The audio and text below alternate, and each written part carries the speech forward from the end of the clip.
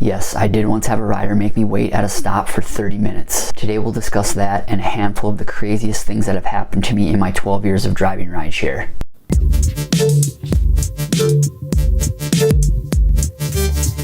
A couple of months ago I made a video discussing things that luckily I have never experienced while driving rideshare, but there are some crazy things that I have experienced, so I figured I'd discuss those. And 99% of the time driving rideshare I've had a pleasant experience with my passengers, but over 12 years and 25,000 rides, there are going to be a handful that aren't great. And I'll just start with the craziest thing that I've experienced. I once saw my rider get a gun pulled on them. This happened back in 2015 within my first year of driving rideshare, but I had picked this rider up. They told me that they were meeting a friend, and what they were actually doing was conducting a Craigslist transaction. They were actually selling a laptop. So the rider exited my vehicle, walked up to the front stoop of the house they were going to meet at. The other person was waiting right there. My rider pulled the laptop out of the backpack. Then I saw that person pull a gun on my rider and rob him at gunpoint right there and then. After that, the rider ran back to my vehicle. It was just supposed to be a quick stop, jumped in my vehicle, was freaked out. Their life basically flashed before their eyes. We sped out of there. I brought them back to their house. In the conversation on the way back to their house, I asked them, we have to report this. We have to tell the police. They told me they didn't want to because the person that robbed them knew their address. After I dropped that rider off back at home, I logged out of the app for a good 20 minutes to process what had just happened. It was the craziest thing I've ever experienced while driving rideshare. Alright, on another occasion, I did have a couple that had a physical altercation in my back seat.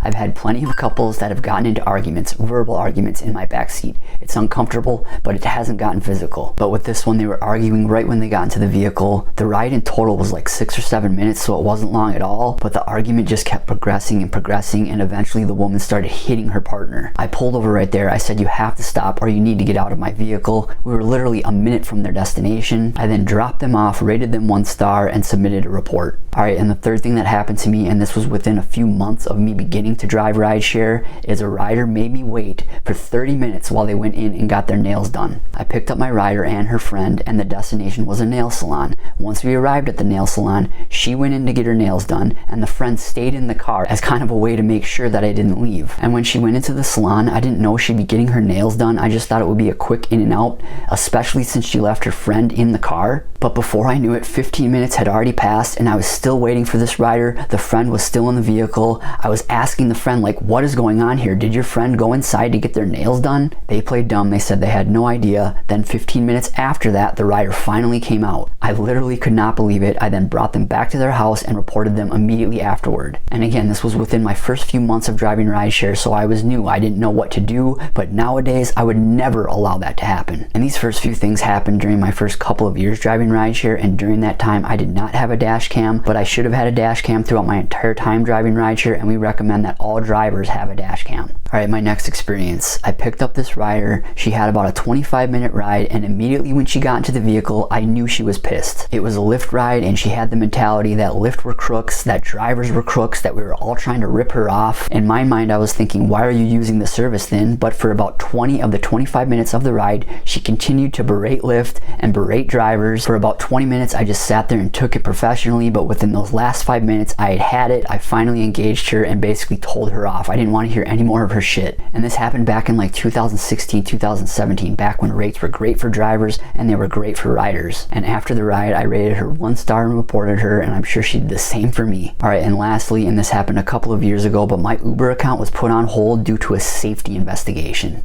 I received this email from Uber on a Thursday morning. It said, we're investigating a report from a trip. Your account has been placed on hold while we look into this report. And it said the time period for the related incident was October 20th to October 22nd.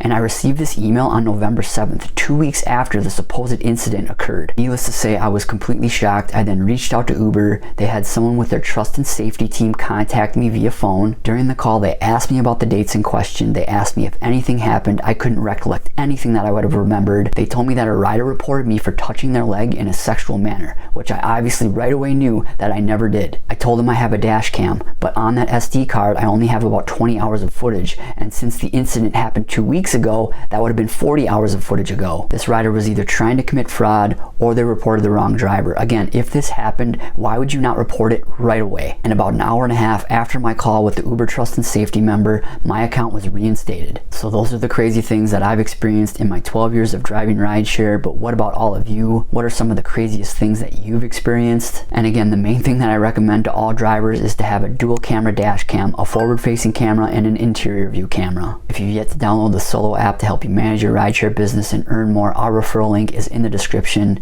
We also have a free newsletter, and the link to sign up for that is in the description as well. If you've yet to watch my previous video on how to find your Lyft annual tip total in the driver app, be sure to check that one out. Thanks again for watching and drive safe. Thanks.